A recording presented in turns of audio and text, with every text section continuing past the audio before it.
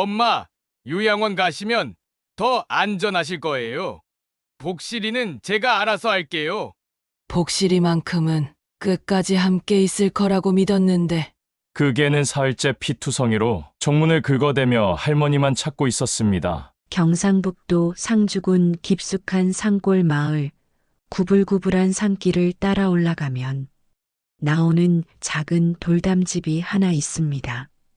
집 앞마당에는 할아버지가 젊은 시절 직접 심었던 감나무 한 그루가 서 있고 그 아래 세월의 때가 묻은 평상 하나가 놓여 있죠.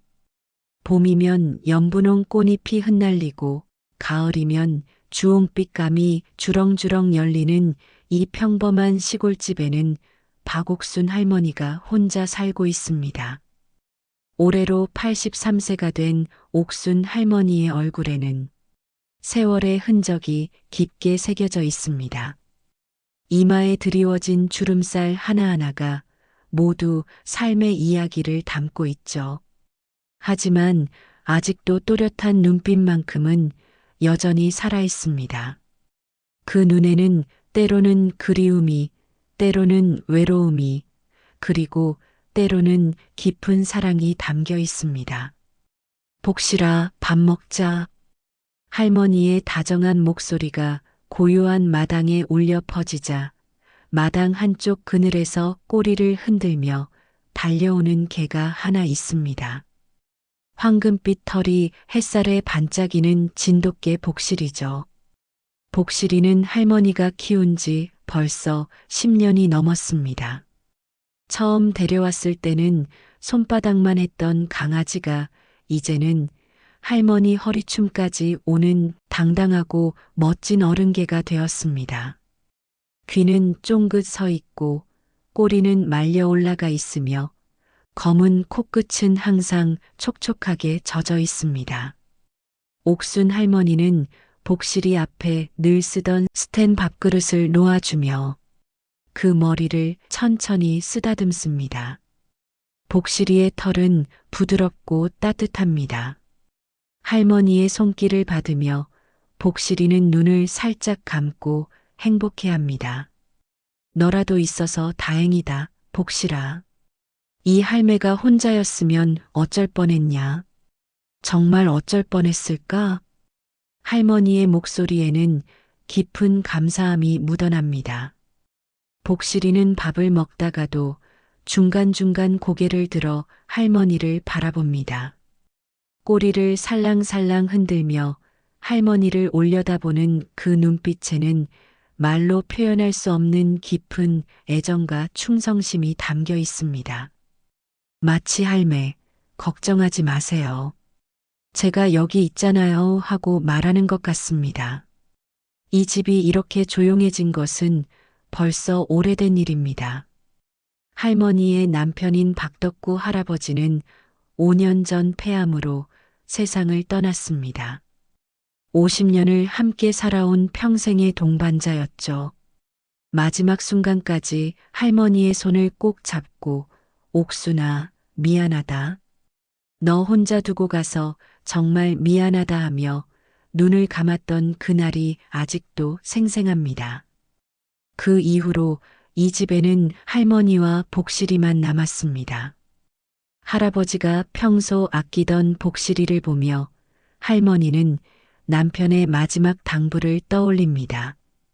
복실이 잘 돌봐줘라. 저 녀석이 너 지켜줄 거야. 두 자녀는 각자의 삶을 바쁘게 살고 있습니다. 딸 미영이는 캐나다 토론토로 이민을 간 지 벌써 15년이 넘었습니다. 처음에는 한 달에 한 번씩 국제 전화를 걸어와 안부를 물어보곤 했는데 이제는 명절 때나 할머니의 생신 때 정도에만 연락이 옵니다. 손자, 손녀들과 함께 찍은 사진을 가끔 우편으로 보내오긴 하지만 이제는 한국말도 어색해진 아이들의 모습을 보면 마음이 쓸쓸해집니다.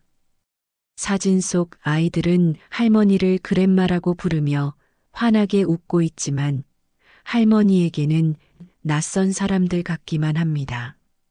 아들 진우는 서울 강남에서 회사를 다니며 가정을 꾸리고 살고 있습니다. 매주 일요일 저녁마다 전화를 거는 성실한 아들이지만 바쁜 직장 생활과 아이들 교육 때문에 고향까지 내려오는 일은 쉽지 않습니다. 명절 때도 아내 쪽 집안 행사가 있다며 못 오는 경우가 많습니다. 엄마, 건강하게 지내세요. 다음 달에는 꼭 내려갈게요. 복실이도 잘 있고요. 진우의 목소리에서는 늘 미안함과 걱정이 묻어납니다. 하지만 약속한 다음 달이 와도 갑작스런 해외 출장이나 아이들의 학원 일정, 아내의 몸살 등등 온갖 이유로 내려오지 못하는 경우가 대부분입니다. 옥순 할머니는 그런 아들의 마음을 모르는 것은 아닙니다. 도시에서 살아가는 일이 얼마나 바쁘고 힘든지, 경쟁이 얼마나 치열한지도 잘 압니다. 그래서 더 이상 재촉하지도 않습니다. 요즘 들어 진우가 전화할 때마다 자주 꺼내는 말이 있습니다. 엄마, 혼자 계시기 너무 위험해요. 요양원도 요즘 시설이 정말 좋다던데 한번 알아볼까요? 간병인도 있고 의사 선생님도 상주하시고 할 때마다 옥순 할머니는 고개를 저으며 아직 멀쩡하다. 걱정 말아라. 복실이도 있고 하고 넘어갑니다. 하지만 속으로는 조금씩 불안해지는 것도 사실입니다. 가끔 계단을 오르내릴 때 다리가 후들거리고 무거운 물건을 들 때 손목이 시큰거리며 밤에 잠을 잘 때 숨이 가빠지기 때문입니다. 그럴 때마다 복실이가 할머니 옆에 바짝 붙어서 조용히 지켜봅니다. 할머니가 앉으면 복실이도 옆에 앉고 할머니가 누우면 복실이도 침대 밑에 누워서 함께 잠을 잡니다. 할매, 나 여기 있어요. 걱정하지 마세요 하고 말하는 것 같습니다. 어느 조용한 저녁, 옥순 할머니는 복실이의 목 뒤를 살며시 감싸며 속삭입니다. 복실아, 우리 둘이 끝까지 함께 살자. 다른 사람들은 다 떠나가도 너만큼은 나를 버리지 않을 거지? 그렇지? 복실이는 할머니의 손을 살짝 핥으며 대답 대신 꼬리를 천천히 흔듭니다. 그 따뜻한 혀의 감촉과 충직한 눈빛을 보며 할머니는 작은 미소를 짓습니다. 세상에 믿을 구석이라고는 이게 하나뿐이지만 그것만으로도 충분히 든든합니다. 해가 서산으로 넘어가는 저녁 무렵 할머니와 복실이는 마당 평상에 나란히 앉아 노을을 바라봅니다. 붉은 빛으로 물든 하늘과 산등성이 그리고 고요한 산골 마을에 들리는 새소리만이 이들의 평화로운 일상을 감싸고 있습니다. 이 순간만큼은 세상 모든 걱정을 잊고 서로가 있다는 것만으로도 행복합니다. 겨울이 지나고 봄이 오는 길목, 아직 쌀쌀한 새벽 공기가 마당을 감싸고 있었습니다. 평소 같으면 6시 반쯤 눈을 뜨던 옥순 할머니가 그날은 새벽 5시부터 뒤척이기 시작했습니다. 온몸이 무겁고 머리가 지끈지끈 아팠기 때문입니다. 아이고, 오늘 왜 이러나? 날씨가 바뀌어서 그런가? 할머니는 천천히 일어나 화장실에 가려고 했습니다. 그런데 침대에서 일어나는 순간 어지러움이 몰려왔습니다. 벽을 짚고 겨우 화장실로 향했는데 문 앞에서 발을 헛디뎠습니다. 미끄러운 타일 바닥에서 할머니의 몸이 그대로 넘어졌습니다. 아이고야. 쿵 하는 소리와 함께 할머니가 바닥에 주저앉았습니다. 허리와 다리에 극심한 통증이 몰려왔습니다. 일어나려고 해도 힘이 들어가지 않았습니다. 복실이가 할머니의 신음소리를 듣고 급하게 달려왔습니다. 화장실 문 앞에서 바닥에 쓰러져 있는 할머니를 본 복실이는 미친 듯이 짖기 시작했습니다. 멍멍, 멍멍멍. 평소에 조용하던 복실이가 이렇게 크게 짖는 것은 처음이었습니다. 목이 터져라 짖어대며 할머니 주변을 맴돌았습니다. 할머니는 차가운 바닥에 누워 복실이를 바라보며 간신히 말했습니다. 복실아, 괜찮다. 할매 괜찮아. 그만 짖어라. 하지만 복실이는 멈추지 않았습니다. 오히려 더 크게 짖으며 대문 쪽으로 달려갔다가 다시 할머니에게 돌아오기를 반복했습니다. 마치 누군가를 부르는 것처럼 말입니다. 아이고 머리야, 아이고 허리야.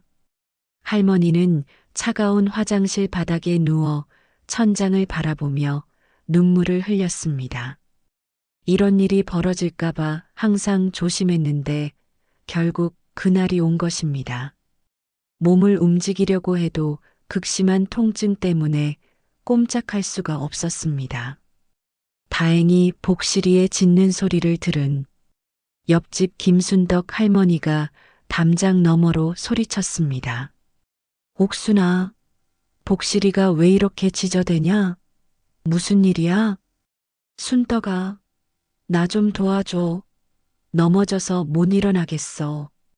김순덕 할머니는 급하게 뛰어와 상황을 확인했습니다. 옥순 할머니가 화장실 바닥에 쓰러져 있는 모습을 보고는 깜짝 놀랐습니다. 아이고 옥순아, 이거 어쩌냐? 일어날 수 있겠어? 못 일어나겠어. 허리가 너무 아파서. 김순덕 할머니는 바로 마을 이장에게 전화를 걸었습니다. 이장은 곧바로 차를 몰고 와서 옥순 할머니를 읍내 종합병원으로 데려갔습니다. 복실이는 차가 떠나는 것을 지켜보며 애타게 짖어댔습니다. 주인을 따라가고 싶었지만 차에 탈 수는 없었습니다. 병원에서 촬영한 결과 다행히 뼈는 부러지지 않았습니다. 하지만 허리 디스크가 심하게 악화되어 있었고 고혈압과 당뇨 수치도 위험한 상태였습니다. 의사는 최소 일주일은 입원해야 한다고 했습니다. 보호자가 누구시죠? 간호사가 물어보자 옥순 할머니는 떨리는 손으로 아들 진우의 전화번호를 알려주었습니다. 서울에 있던 진우는 병원에서 온 전화를 받고 깜짝 놀랐습니다. 뭐라고요? 엄마가 넘어지셨다고요? 네, 허리 디스크가 심해서 일주일 정도 입원하셔야 할 것 같습니다. 진우는 급하게 회사에 연락해서 휴가를 내고 기차를 타고 내려왔습니다. 병실에서 수액을 맞고 있는 어머니를 보자 가슴이 미어졌습니다. 엄마, 괜찮으세요? 많이 아프세요? 괜찮다, 괜찮아. 왜 이런 일로 바쁜 너를 부르게 했나? 하지만 옥순 할머니의 얼굴은 창백했고 말소리도 평소보다 힘이 없었습니다. 진우는 어머니의 손을 잡으며 말했습니다. 엄마, 이제 더 이상 혼자 계시면 안 돼요. 이번 일만 봐도 알잖아요. 아직 멀쩡하다니까. 멀쩡하시면 왜 이렇게 넘어지셨어요? 복실이가 없었으면 어떻게 됐을지 생각해 보세요. 진우는 며칠 동안 고민한 끝에 어머니께 조심스럽게 말을 꺼냈습니다. 엄마, 요양원에 가시는 게 어떨까요? 요즘 시설도 정말 좋고 간병인도 있고 의사 선생님도 상주하시고. 옥순 할머니는 고개를 저었습니다. 싫어. 나는 우리 집에서 살 거야. 그런데 엄마, 복실이는 어떻게 하시려고요? 혼자 계시면 복실이도 제대로 돌볼 수 없잖아요. 복실이 이야기가 나오자 할머니의 눈에 눈물이 고였습니다. 집에 혼자 남겨질 복실이가 걱정되었기 때문입니다. 복실이는 내가 돌봐야 해. 저 녀석도 나밖에 없는데. 엄마, 요양원에는 걔를 데려갈 수 없어요. 그리고 이제 복실이도 늙었잖아요. 관리하기 어려워요. 진우는 이미 마음을 정한 상태였습니다. 어머니의 안전이 가장 중요했고 복실이까지 함께 돌보는 것은 현실적으로 불가능했습니다. 복실이는 다른 곳에 맡기는 게 나을 것 같아요. 안 돼. 복실이는 내가 끝까지 돌봐야 해. 할머니는 격하게 반대했지만 진우의 결심은 굳었습니다. 어머니가 입원해 있는 사이 진우는 읍내에서 개를 사고 파는 곳을 알아보았습니다. 시장 골목에 있는 개장수에게 복실이를 맡기기로 했습니다. 얼마 정도 드리면 될까요? 진돗개면 좋은 값에 팔 수 있으니까 5만 원만 주세요. 진우는 돈을 건네며 말했습니다. 잘 돌봐주세요. 우리 어머니가 정말 아끼던 개거든요. 일주일 후 할머니가 퇴원하는 날이었습니다. 진우는 어머니를 요양원에 모시고 가기로 했습니다. 할머니는 복실이가 어디 있는지 물어봤지만 진우는 잘 돌봐줄 사람에게 맡겼다고만 했습니다. 복실이를 어디에 맡겼냐고. 엄마, 걱정하지 마세요. 좋은 곳에 맡겼어요. 하지만 할머니는 불안했습니다. 복실이 없는 집, 복실이 없는 삶이 상상되지 않았기 때문입니다. 그날 밤 할머니는 병원 침대에서 천장을 바라보며 눈물을 흘렸습니다. 복실이가 지금 어디서 무엇을 하고 있을지, 자신을 기다리고 있을지 생각하니 가슴이 찢어질 것 같았습니다. 읍내 시장 골목 안쪽 좁은 골목길 끝에 있는 철제 창고.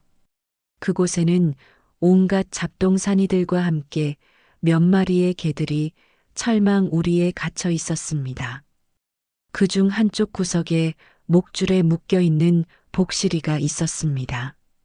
평소 윤기가 흘렀던 황금빛 털은 며칠 사이에 윤기를 잃고 거칠어져 있었습니다.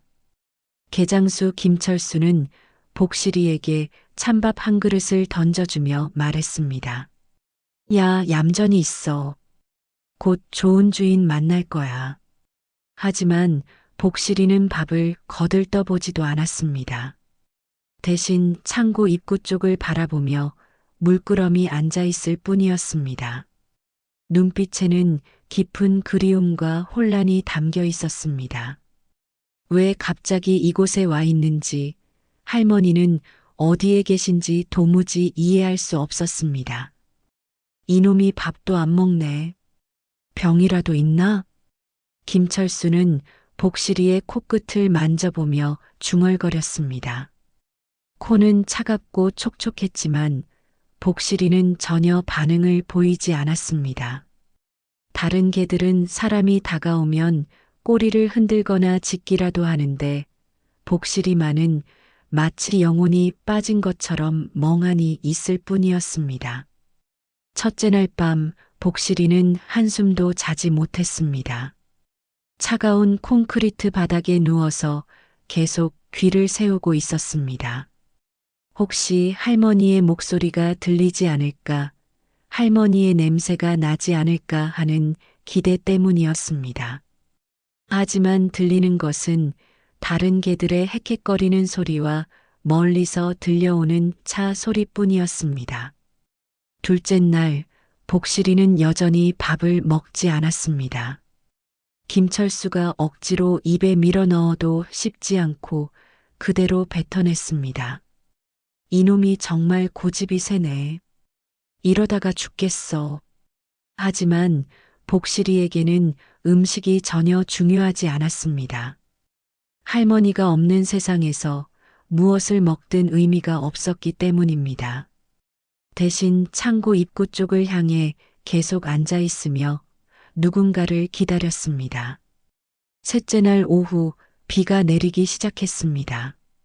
창고 지붕에서 새어 들어오는 빗물이 복실이의 머리 위로 떨어졌습니다.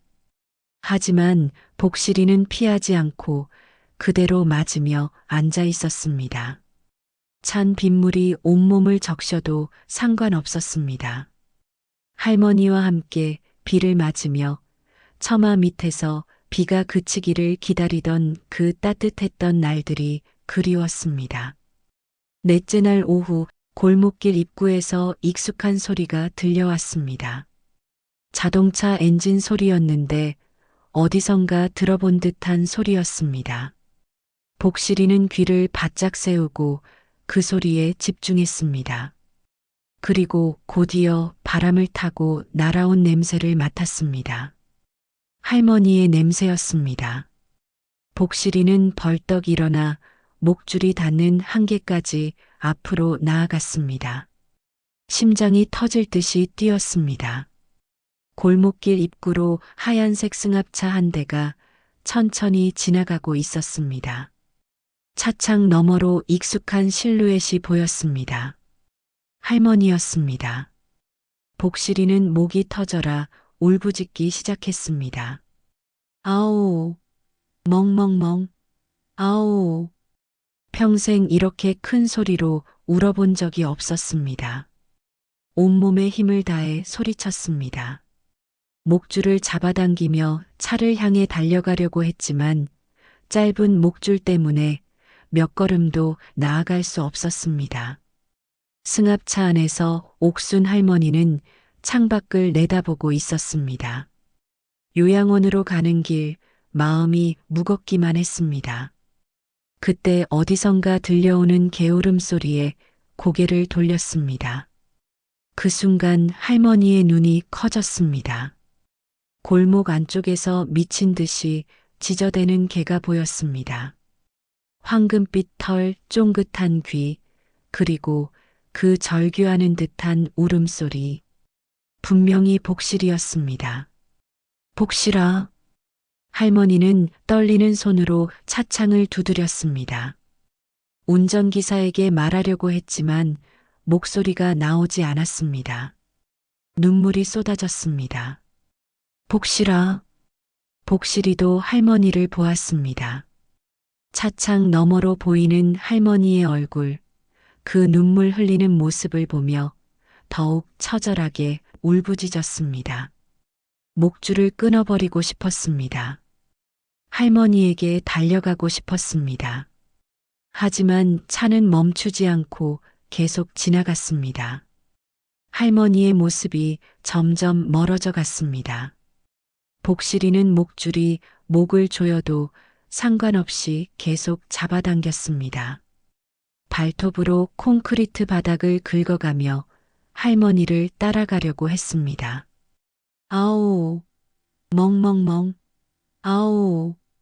복실이의 울음소리는 골목 전체에 울려 퍼졌습니다. 다른 개들도 덩달아 짖기 시작했습니다. 하지만 복실이의 울음소리는 달랐습니다.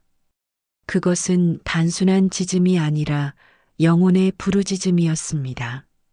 차가 완전히 사라진 후에도 복실이는 한참 동안 그 자리에 서서 울부짖었습니다. 목소리가 쉬어가래 끓는 소리가 날 때까지 계속 소리쳤습니다. 김철수가 나와서 야단을 쳐도 멈추지 않았습니다. 시끄러워 죽겠네. 뭘 그렇게 짖어대냐. 하지만 복실이에게는 김철수의 목소리가 들리지 않았습니다. 온 세상이 할머니의 모습으로 가득했기 때문입니다. 방금 전까지 바로 거기에 계셨던 할머니, 그 눈물 흘리던 모습이 계속 눈앞에 아른거렸습니다. 그날 밤 복실이는 더욱 깊은 절망에 빠졌습니다. 할머니를 다시 만났지만 함께 갈 수 없었습니다. 할머니도 자신을 찾고 계셨지만 데려가지 못했습니다. 무엇인가 보이지 않는 힘이 둘을 갈라놓고 있었습니다. 복실이는 차가운 콘크리트 바닥에 배를 깔고 누워 낮은 소리로 끙끙 앓기 시작했습니다. 그 소리는 울음이라기보다는 신음에 가까웠습니다. 몸은 여기에 있지만 마음은 할머니가 계신 곳, 그 따뜻했던 집으로 날아가고 있었습니다. 비는 계속 내렸고 복실이의 몸은 점점 더 차가워져 갔습니다. 하지만 복실이의 마음 속에는 할머니에 대한 그리움만이 뜨겁게 타오르고 있었습니다. 언젠가는 반드시 할머니를 다시 만날 것이라는 희망 하나만을 품은 채 복실이는 긴긴 밤을 견뎌내고 있었습니다. 새벽이 밝아오기 전 어둠이 가장 짙은 시간, 복실이는 밤새 잠들지 못하고 창고 구석에 웅크리고 있었습니다. 할머니를 다시 본 그 순간이 계속 머릿속에서 맴돌았습니다. 할머니의 눈물, 그 애타는 목소리, 그리고 자신을 향해 뻗었던 떨리는 손, 모든 것이 선명했습니다.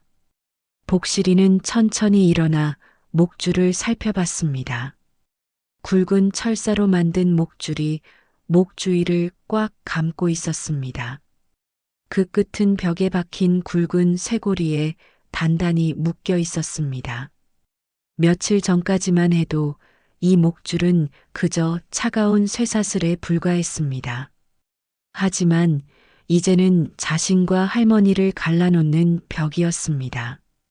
복실이는 목줄을 입에 물고 씹기 시작했습니다. 철사의 거친 표면이 잇몸을 찔렀지만 상관없었습니다. 이를 갈며 필사적으로 목줄을 끊으려고 했습니다. 입안에서 피맛이 났지만 멈추지 않았습니다. 끄득끄득, 드득드득. 철사를 씹는 소리가 조용한 창고에 울려 퍼졌습니다. 다른 개들은 모두 깊이 잠들어 있었지만 복실이만은 밤새도록 목줄과 싸우고 있었습니다. 앞니가 닳아 피가 나고 혀가 베어도 포기하지 않았습니다. 해가 뜨기 시작할 무렵 드디어 철사 한 가닥이 끊어졌습니다. 복실이는 더욱 기운을 내어 남은 철사들을 하나씩 끊어나갔습니다. 입 주변은 이미 피로 범벅이 되어 있었지만 복실이의 눈에는 오직 희망만이 빛나고 있었습니다.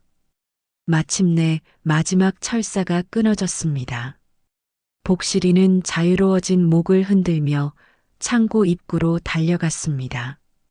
다행히 문이 완전히 닫혀 있지 않았습니다. 밤새 비가 와서 나무 문짝이 부풀어 틈이 생긴 것입니다. 복실이는 그 좁은 틈 사이로 몸을 밀어 넣었습니다. 털이 뜯기고 피부가 긁혔지만 개의치 않았습니다. 드디어 골목길로 나온 복실이는 잠시 멈춰서서 냄새를 맡았습니다. 할머니의 냄새가 희미하게 남아 있었습니다. 어제 할머니가 탄 차가 간 방향을 기억해냈습니다. 복실이는 그 방향을 향해 뛰기 시작했습니다. 목에서 흘러내린 피가 가슴팽이를 적셨지만 멈출 수 없었습니다. 골목을 빠져나와 큰 길로 나선 복실이는 더욱 빠른 속도로 달렸습니다. 읍내 한복판을 피 흘리며 전력 질주하는 게 이른 아침 장사 준비를 하던 상인들이 깜짝 놀라 소리쳤습니다.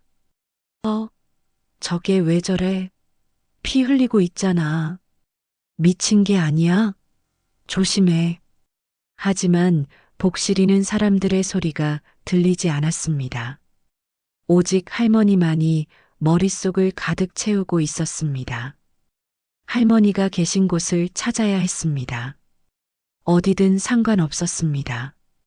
복실이는 큰 길을 따라 계속 달렸습니다. 차들이 지나가며 경적을 울려댔지만 피하지 않았습니다.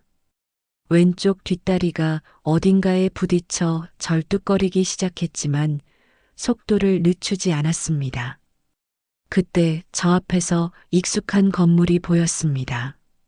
하얀색 건물에 은빈 요양원이라는 간판이 걸려 있었습니다. 복실이는 본능적으로 알 수 있었습니다. 할머니가 계신 곳이 바로 저기라는 것을. 은빛 요양원 입구에 도착한 복실이는 미친 듯이 짖기 시작했습니다. 멍멍멍. 아오. 멍멍멍. 요양원 마당에서 아침 산책을 하던 어르신들이 놀라 뒤를 돌아봤습니다. 피 흘리며 서 있는 진돗개가 목이 터져라 지저대고 있었습니다. 옥순 할머니는 휠체어에 앉아 마당 한쪽에서 멍하니 하늘을 바라보고 있었습니다. 요양원에 온 지 나흘째였지만 아직 적응이 되지 않았습니다. 모든 것이 낯설고 어색했습니다. 무엇보다 복실이가 그리웠습니다. 그때 익숙한 짖는 소리가 들려왔습니다. 할머니는 깜짝 놀라 고개를 돌렸습니다. 요양원 정문 앞에서 한 마리 개가 필사적으로 짖어대고 있었습니다. 그 모습을 본 순간 할머니의 눈이 커졌습니다. 복실아. 할머니는 휠체어에서 일어나려고 했습니다. 하지만 아직 다리에 힘이 없어 다시 주저앉고 말았습니다. 대신 두 손을 높이 들고 복실이를 불렀습니다. 복실아, 거기 있어. 복실아. 복실이도 할머니를 보았습니다. 마당 저편에 앉아 계신 할머니, 자신을 부르며 손을 흔드시는 그 모습. 복실이는 요양원 정문을 향해 달려들었습니다. 하지만 정문은 굳게 닫혀 있었습니다. 복실이는 문을 핥히며 들어가려고 했지만 소용없었습니다. 담장을 넘으려고 했지만 너무 높았습니다. 요양원 직원들이 급히 달려왔습니다. 저게 누구게야?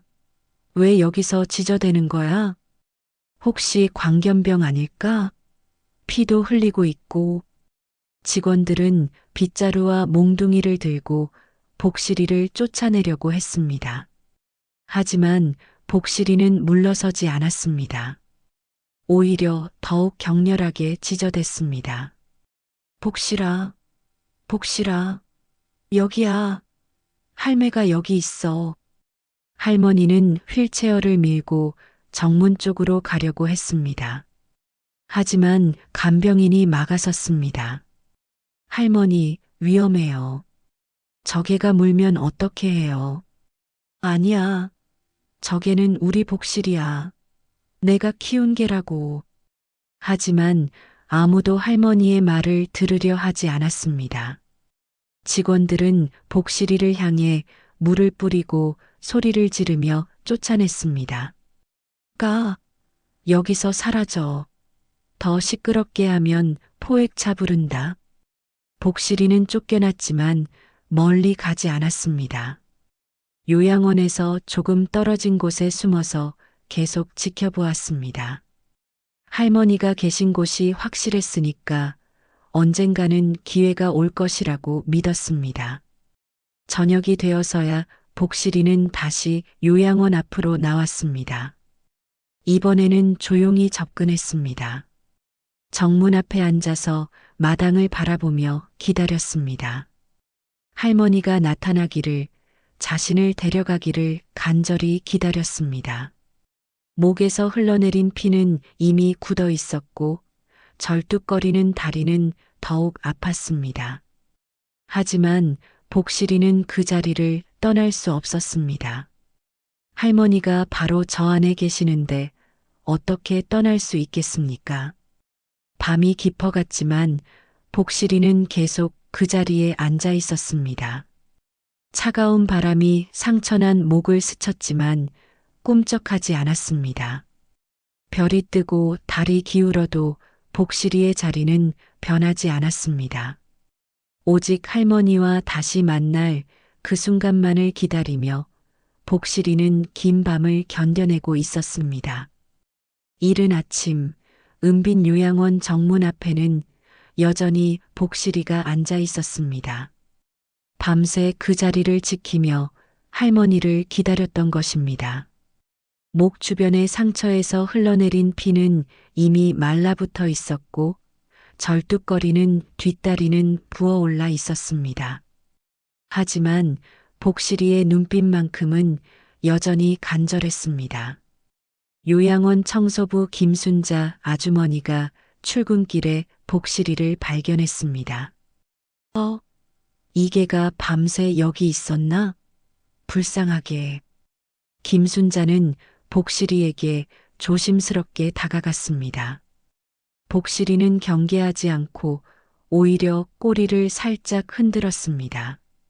사람을 해치려는 의도가 전혀 없다는 것을 보여주려는 듯 했습니다.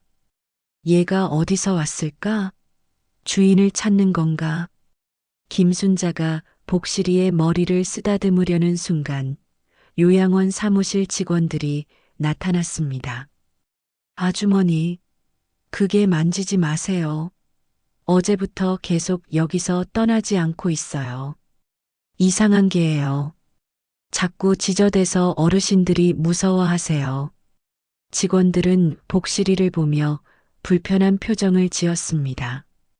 어제 하루 종일 복실이로 인해 소란이 컸기 때문입니다. 하지만 김순자 아주머니는 복실이를 보며 다른 생각을 했습니다. 이게 무섭지 않은데요? 오히려 슬퍼 보여요. 그때 요양원 안쪽에서 옥순 할머니가 휠체어를 타고 나왔습니다. 간병인 박미숙이 할머니를 아침 산책시키려고 하는 중이었습니다. 할머니, 오늘은 날씨가 좋으니까 마당에서 좀 계세요. 응, 고맙다. 할머니는 힘없는 목소리로 대답했습니다. 요양원에 온 지 며칠째인데도 아직 적응이 되지 않았습니다. 밤마다 복실이 꿈을 꾸며 잠을 설쳤고 밥맛도 없었습니다. 마당으로 나온 할머니는 정문 쪽을 바라보다가 깜짝 놀랐습니다. 바로 거기 문 앞에 복실이가 앉아 있었던 것입니다. 복실아. 할머니는 소리치며 휠체어에서 일어나려고 했습니다. 복실이도 할머니를 보자 미친 듯이 짖기 시작했습니다. 멍멍멍. 아우. 복실아. 복실아. 여기야. 할매가 여기 있어. 할머니는 두 팔을 뻗으며 복실이를 불렀습니다. 눈물이 쏟아졌습니다. 며칠 만에 다시 본 복실이는 상처투성이었습니다. 목 주변은 피로 얼룩져 있고 다리도 절뚝거리고 있었습니다. 하지만 요양원 직원들은 급히 달려와 할머니를 말렸습니다. 할머니, 안 돼요. 위험해요. 저게는 여기 못 들어와요. 규정상 안 됩니다. 박미숙 간병인은 할머니의 휠체어를 밀고 다시 안으로 들어가려고 했습니다. 하지만 할머니는 완강히 거부했습니다. 놔줘. 저건 내 개야. 우리 복실이라고. 할머니, 진정하세요. 저 개는 주인이 따로 있을 거예요. 아니야. 복실이는 내가 10년 넘게 키운 개라니까. 할머니는 격하게 항의했지만 아무도 들어주지 않았습니다. 복실이도 정문을 향해 달려들며 안으로 들어가려고 했지만 굳게 닫힌 문은 열리지 않았습니다. 요양원 원장 이병호가 소란을 듣고 나왔습니다. 무슨 일입니까? 원장님, 저게 때문에 계속 소란이에요. 어제부터 쭉 여기 있으면서 지저대고 있어요. 이병호 원장은 복실이를 바라보며 인상을 찌푸렸습니다. 요양원 운영에 방해가 되는 일은 용납할 수 없었습니다. 저개를 당장 쫓아내세요. 다른 어르신들이 놀라시잖아요. 그런데 박옥순 할머니가 자기 개라고 하시는데요. 그래도 안 됩니다. 요양원에는 개를 데려올 수 없어요. 보건소에 신고해서 데려가게 하세요. 직원들은 원장의 지시에 따라 복실이를 쫓아내기 시작했습니다. 빗자루를 들고 나와 복실이를 향해 휘둘렀습니다.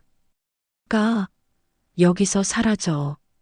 더 여기 있으면 포획차 부른다. 복실이는 사람들이 위협적으로 다가오자 몇 걸음 물러났습니다. 하지만 멀리 가지는 않았습니다. 할머니가 보이는 곳에서 계속 지켜보고 있었습니다. 옥순 할머니는 휠체어에 앉아 눈물을 흘리며 소리쳤습니다. 그만해. 복실이 괴롭히지 마. 복실이는 내 식구야.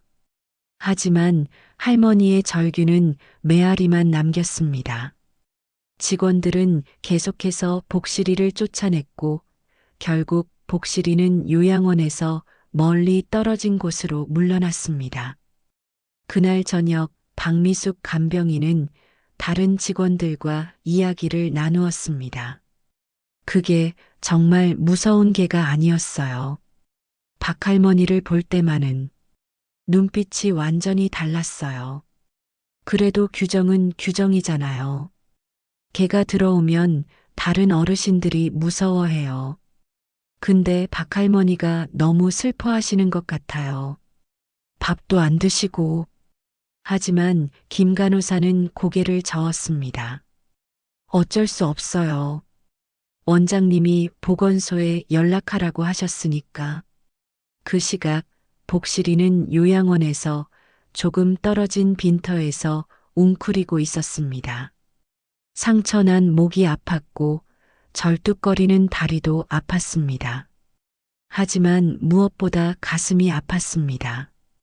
할머니가 바로 저기 계시는데 함께 있을 수 없다는 것이 너무 괴로웠습니다. 복실이는 요양원 쪽을 바라보며 낮은 소리로 끙끙 앓았습니다. 그 소리는 울음이라기보다는 탄식에 가까웠습니다. 달빛이 복실이의 상처 입은 몸을 비추고 있었지만 복실이의 눈에는 오직 할머니가 계신 그 건물만 보였습니다. 멀리서 보건소 차량의 사이렌 소리가 들려왔습니다. 누군가 신고를 한 것 같았습니다. 복실이는 귀를 세우고 그 소리를 들었습니다. 위험을 느꼈지만 그 자리를 떠날 수는 없었습니다. 할머니가 계신 곳을 떠날 수는 없었기 때문입니다. 하지만 사이렌 소리는 점점 가까워지고 있었고 복실이는 어둠 속으로 몸을 숨겨야 했습니다. 그렇게 또 하루가 지나갔지만 복실이와 할머니는 여전히 만날 수 없었습니다. 서로를 그리워하며 서로를 찾으며 하지만 닿을 수 없는 그 거리를 견뎌내야 했습니다. 그날 밤 늦은 시간 은빈 요양원 원장실에는 이병호 원장 혼자 남아 있었습니다. 책상 위에는 서류들이 쌓여 있었지만 원장의 눈은 창밖을 바라보고 있었습니다. 요양원 담장 너머 어둠 속에서 희미하게 보이는 그림자가 있었습니다. 바로 복실이었습니다. 이병호 원장은 올해로 65살이었습니다. 요양원을 운영한 지도 벌써 10년이 넘었습니다. 그동안 수많은 어르신들을 모셔왔고 가족들과의 이별도 많이 봐왔습니다. 하지만 오늘처럼 마음이 무거웠던 적은 없었습니다. 원장은 책상 서랍에서 담배 한 개비를 꺼냈습니다. 금연한 지 5년이 넘었지만 가끔 이렇게 힘든 날에는 담배가 생각났습니다. 하지만 불을 붙이지는 않고 그냥 손가락 사이에 끼고 있을 뿐이었습니다. 저게가 왜 자꾸 생각나지? 낮에 복실이를 쫓아낼 때의 모습이 자꾸 떠올랐습니다.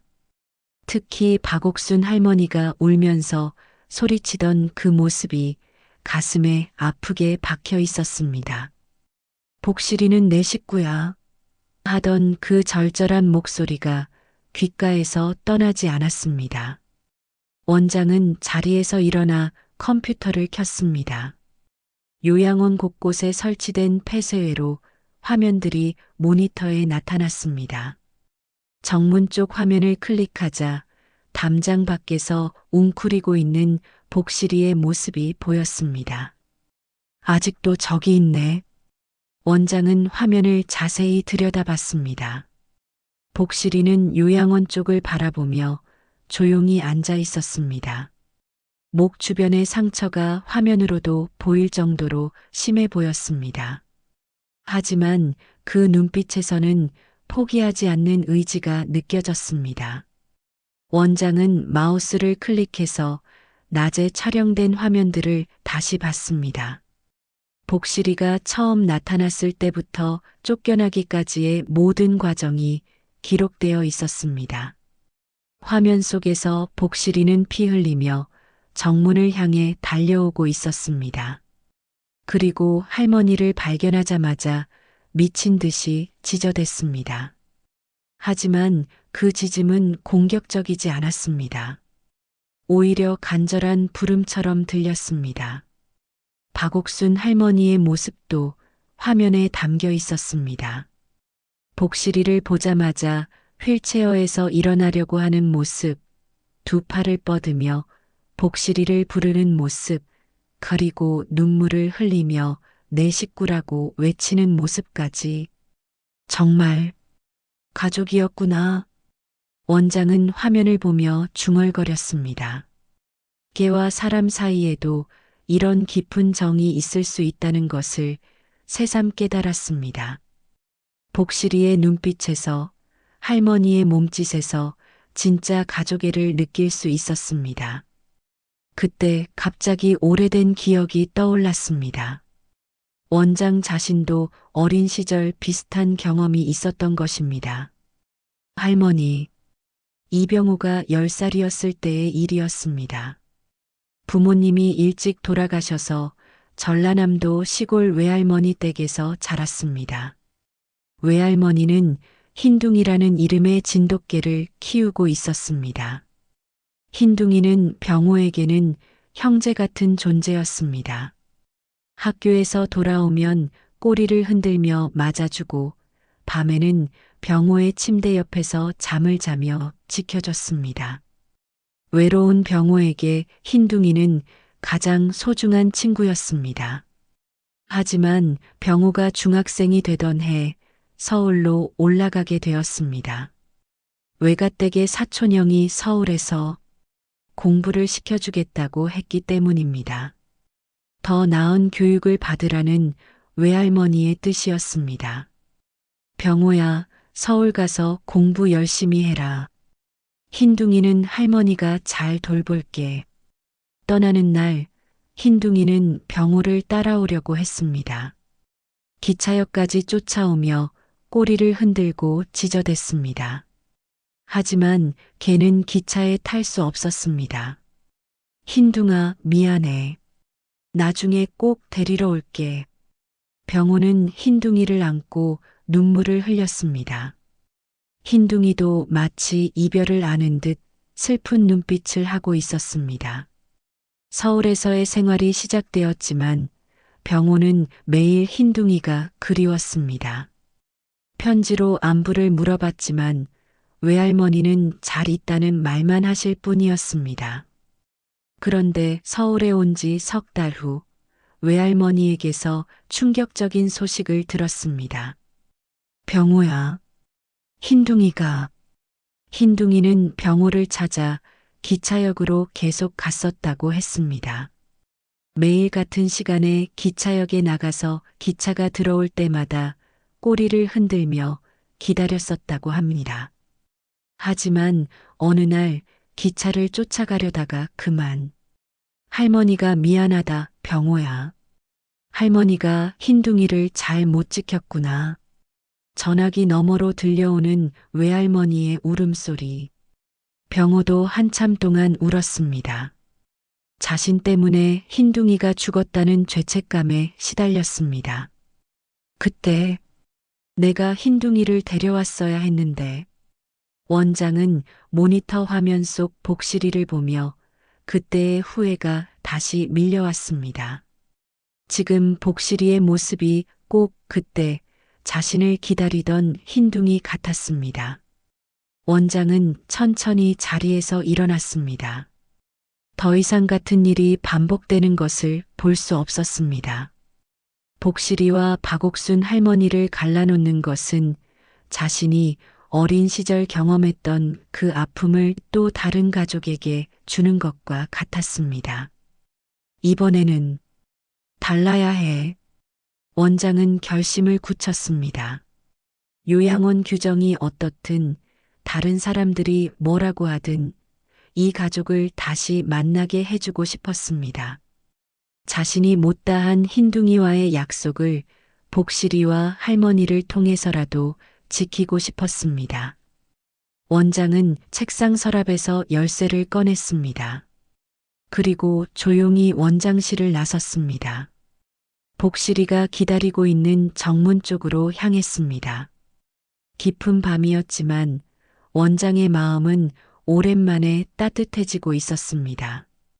창밖으로 보이는 복실이는 여전히 그 자리에서 요양원을 바라보며 기다리고 있었습니다. 상처투성이 몸으로도 포기하지 않는 그 모습이 원장에게는 한때 자신을 기다려준 흰둥이처럼 보였습니다. 이제 자신이 나서서 이 가족을 다시 만나게 해줄 때였습니다. 깊은 밤, 이병호 원장은 조용히 요양원 정문으로 향했습니다. 손에는 정문 열쇠와 함께 응급처치용품이 들어있는 작은 가방을 들고 있었습니다. 복실이가 입은 상처를 치료해 주려는 마음이었습니다. 정문에 가까워지자 복실이가 고개를 들었습니다.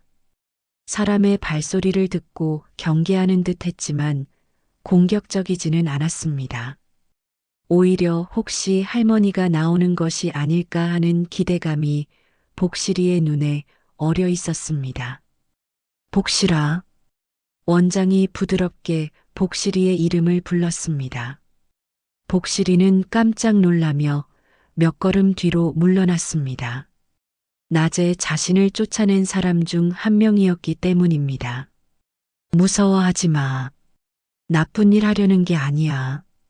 원장은 천천히 복실이에게 다가갔습니다.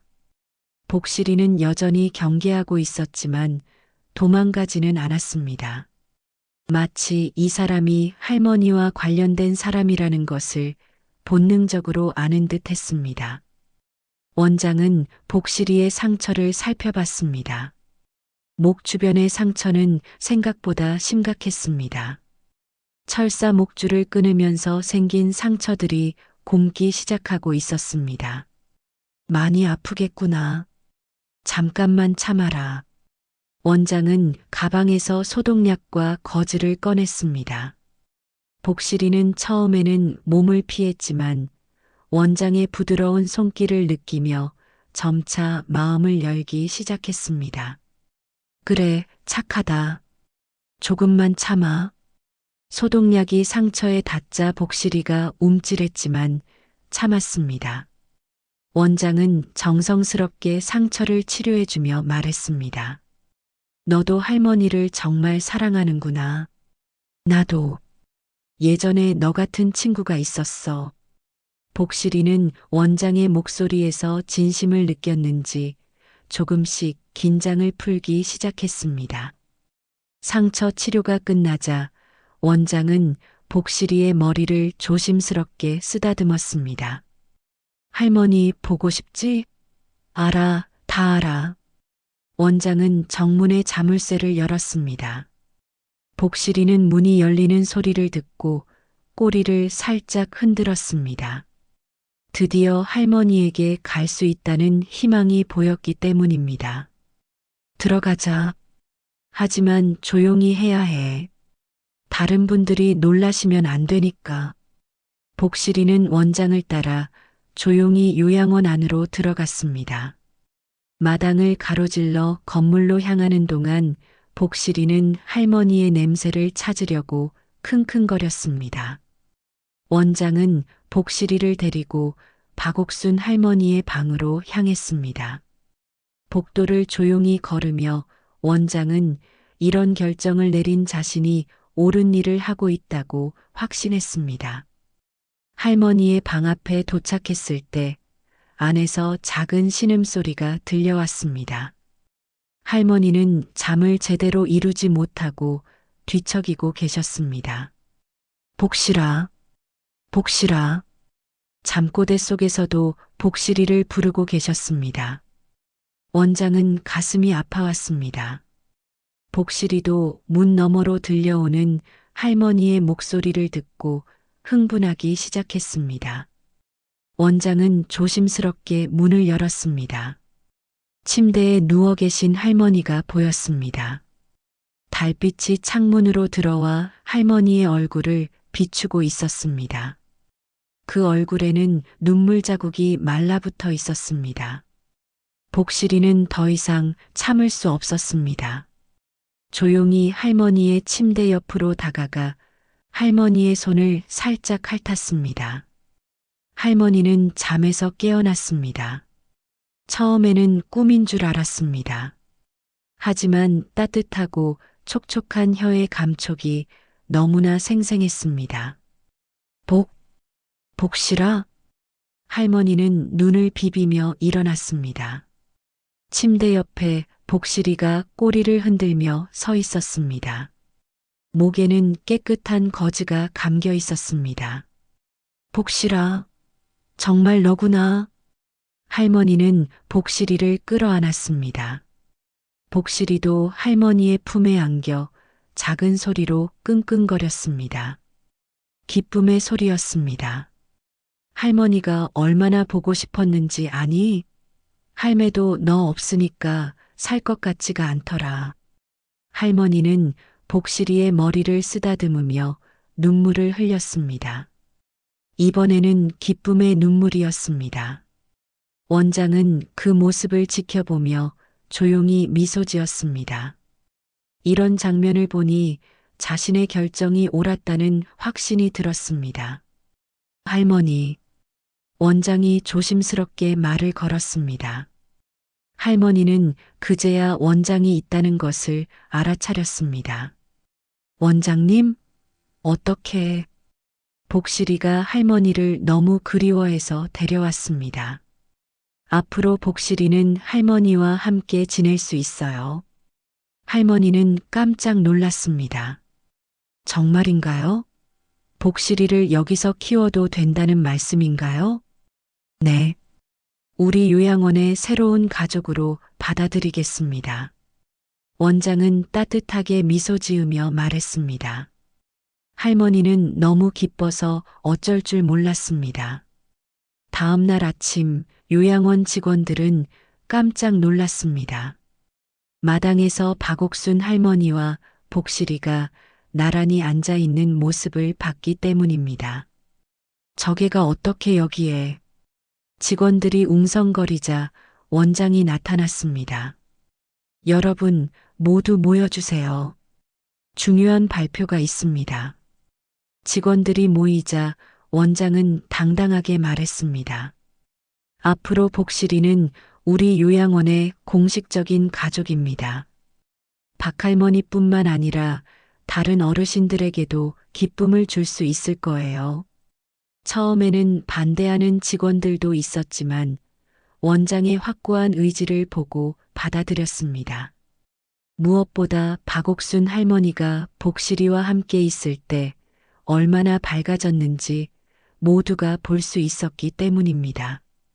할머니, 이제 우리 계속 함께 있을 수 있는 거지?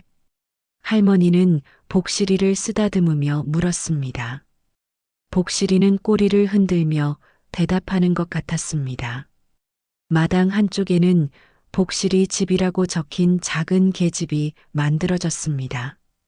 하지만 복실이는 대부분의 시간을 할머니 곁에서 보냈습니다. 할머니가 앉으면 옆에 앉고 할머니가 산책하면 옆에서 따라 걸었습니다. 드디어 복실이와 할머니는 다시 함께할 수 있게 되었습니다. 그 모습을 보는 다른 어르신들과 직원들의 얼굴에도 따뜻한 미소가 번져갔습니다. 복실이가 은빈 요양원에 온 지 한 달이 지났습니다. 요양원 마당 한쪽에는 정말로 복실이 집이라는 예쁜 간판이 걸린 작은 계집이 자리 잡고 있었습니다. 하지만 복실이는 그 집에서 잠을 잔 적이 거의 없었습니다. 대신 할머니의 침실 바닥에 깔린 푹신한 매트 위에서 잠을 잤습니다. 할머니도 복실이가 옆에 있으면 훨씬 편안하게 잠들 수 있었습니다.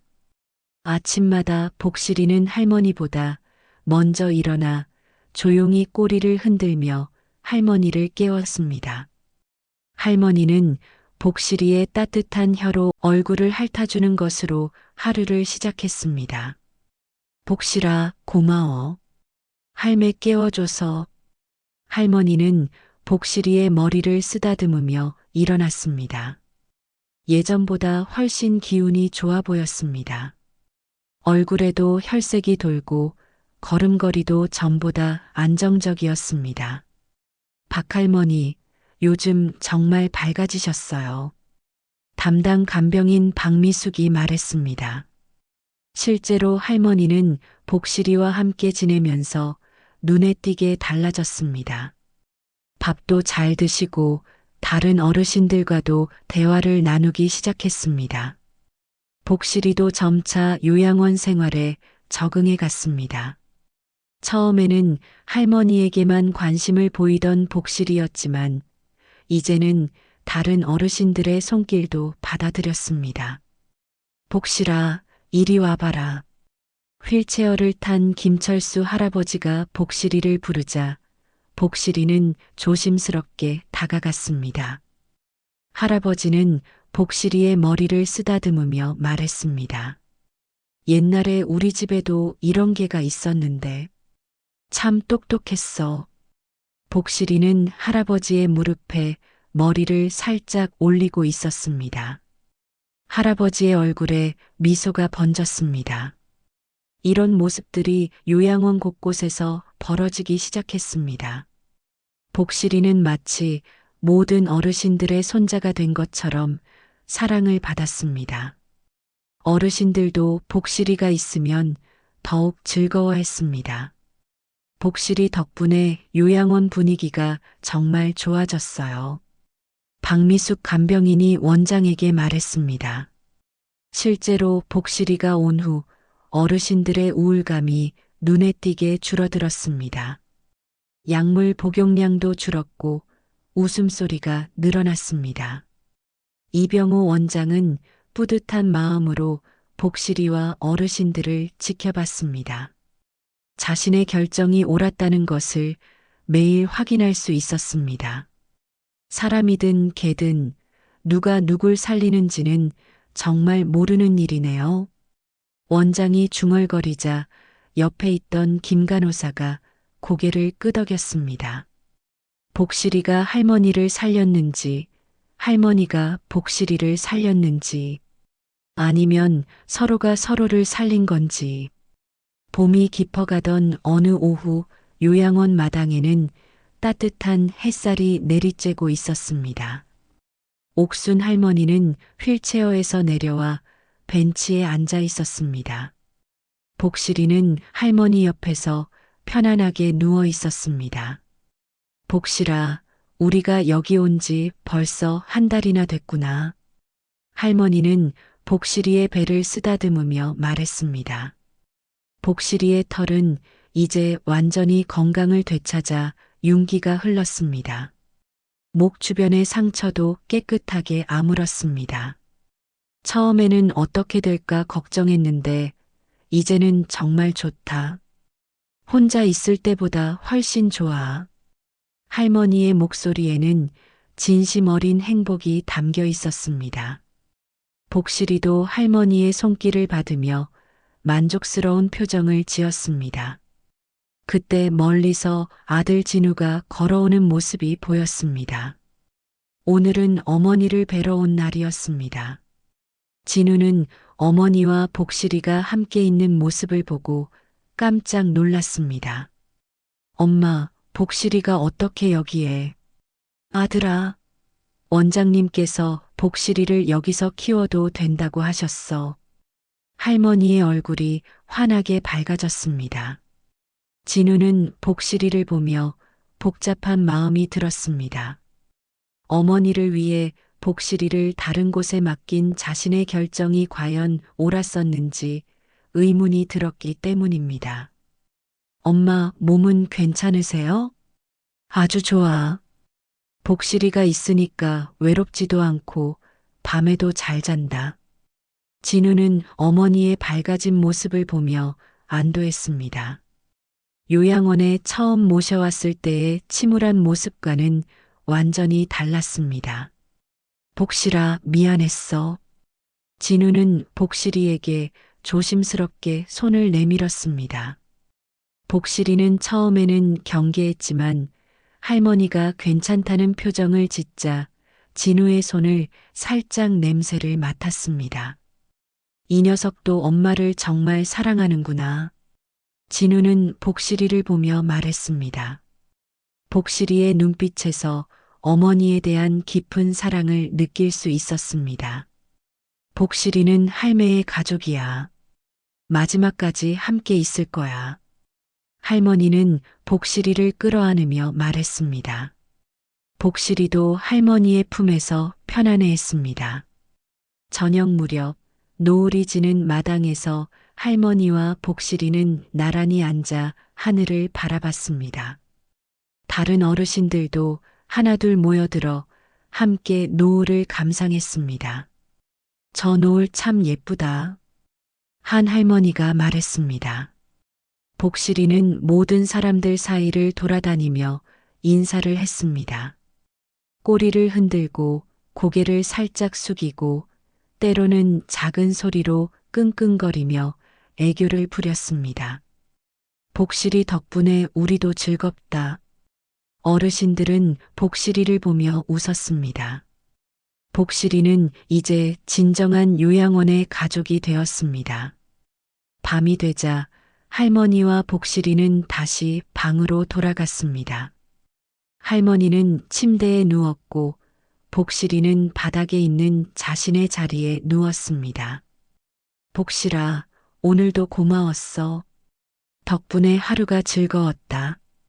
할머니가 복실이에게 말했습니다. 복실이는 작은 소리로 끙끙거리며 대답했습니다. 창밖으로는 별이 떠오르고 있었습니다. 할머니와 복실이는 서로를 바라보며 조용히 미소 지었습니다. 그들의 눈빛에는 말없는 약속이 담겨 있었습니다. 다시는 안 놓칠게. 서로에게 하는 무언의 약속이었습니다. 이제 그들은 진정으로 함께할 수 있게 되었습니다.